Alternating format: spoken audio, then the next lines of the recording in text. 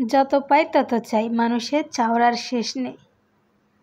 তো আমরা সবাই কিন্তু একই, আমাদের যা আছে আমরা কিন্তু তার থেকে আরও বেশি চাই, শুকরিয়া আদায় করি না। তো সৃষ্টিকর্তা আমাদের এভাবেই সৃষ্টি করেছেন, এভাবে রেখেছেন, কাউকে না কাউকে কোনো কিছুর অভাব রেখেছেন। সব কিছু একসাথে পেয়ে গেলে তো সব এমনিতে নষ্ট হয়ে যাবে, তাই না? তো আমরা শুধু না পাওয়ার কষ্টটাই প্রকাশ করি, যা পেয়েছি তা নিয়ে শুকরিয়া থাকি না। ধরেন এখন যে পরিস্থিতিতে আছি, আগে তো কিন্তু সেই পরিস্থিতিতে ছিলাম না। তখন একটা লক্ষ্য ছিল যে এই জায়গায় যাব, তো এই জায়গায় এসে কিন্তু শুকরিয়াটা হচ্ছে না। তা অনেকের আরও কিছু আছে, আমার আরও চাই। এটা আমার আপনার সবার ক্ষেত্রে। সুখে থাকার মূল কারণ হচ্ছে যা আছে তাই নিয়েই খুশি থাকা। আসসালামু আলাইকুম, সবাই কেমন আছেন? আশা করি অনেকটা সুস্থ আছেন, অনেকটা ভালো আছেন। আলহামদুলিল্লাহ, আমরা বেশ ভালোই আছি। তো বরাবরের মতো আজকে একটা ভিডিও নিয়ে চলে এসেছি, সবাই সাথে থাকবেন, আপনাদের একটু হলেও ভালো লাগবে। তো যদি ভালো লেগে থাকে আমার ভিডিওতে একটা লাইক দিয়ে যাবেন। তো রোজা রমজান মাসে তো আমাদের খাওয়ার কোনো ঠিকঠাক নাই, আমরা ভাজা পুরি মাছ ভুনা সব কিছু ভুনাই খাই। তো এটা খেতে খেতে কেমন যেন অতিষ্ঠ হয়ে যায়।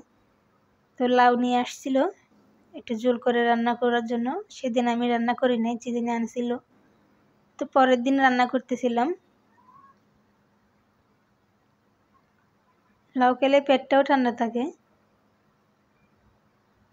তো এদিকে আমার রান্নাটাও হয়ে গিয়েছে আপনাদের সাথে গল্প করতে করতে। তো এখন কিছুটা ধনেপাতা দিয়ে দিয়েছি। তো আমার ছেলেকে আমি খাওয়াচ্ছিলাম, তখন ওরা ফোন দিয়ে বলল কোথায় জানি পোলিও ক্যাপসুলগুলো খাওয়াচ্ছে, ওকে রেডি করে দিতে। তাই আমি ওকে রেডি করে দিয়েছি। তো ওরা গাড়ি নিয়ে এসে নিচে দাঁড়িয়েছিল, তো পরে চলে গেছে। আসলে বাসার ভিতর থাকি তো কোথায় কি হয় জানি না। এই যে পোলিওগুলো কিন্তু বাচ্চাদের ঠিক টাইম মতো খাওয়াতে হয়।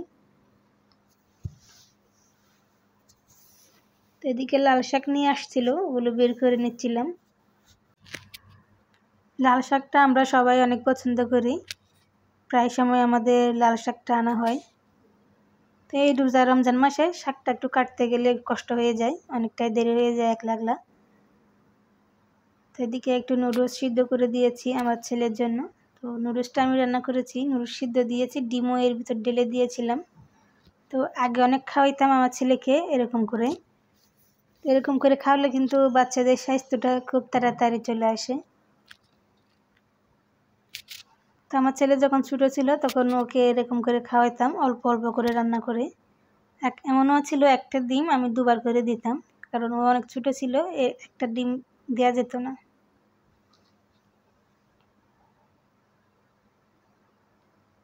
তো রমজান মাসে আগে ওকে খাওয়াইয়ে তারপর আমার রান্না বান্না করতে হয়, তা না হলে অবহেলা হয়ে যায়, কাজ করতে করতে দেরি হয়ে যায়, পরে ওকে আর খাওয়ানো হয় না। তো আমার ছেলেও এরকম, খিদে লাগলেও বলে না।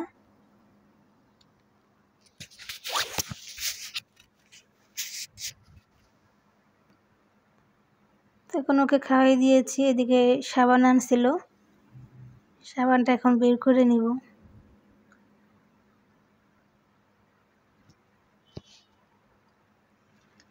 তো আপনাদের সাথে আজকে এই কথাগুলো কেন শেয়ার করলাম, অনেকক্ষণ চুপচাপ বসে বসে ভাবলাম, আসলে আমাদের চাওয়ার শেষ নেই, শুকরিয়াটা করাটাই হচ্ছে আসল। শুকরিয়াটা আমাদের কারোর মধ্যেই আসে না। তো মাঝে মাঝে সময়ও বুঝিয়ে দেয়।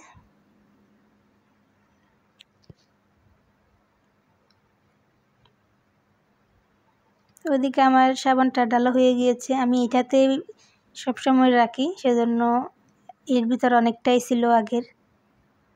তো এখানে চিনি আনছিল, চিনিগুলো বের করে নিচ্ছিলাম। আমাদের চিনিটা একটু বেশিই লাগে, কারণ আমাদের শরবতে একটু চিনি বেশিই খাই, হালকা মিষ্টিতে আমরা খেতে পারি না, শরবতই মনে হয় না চিনি কম দিলে।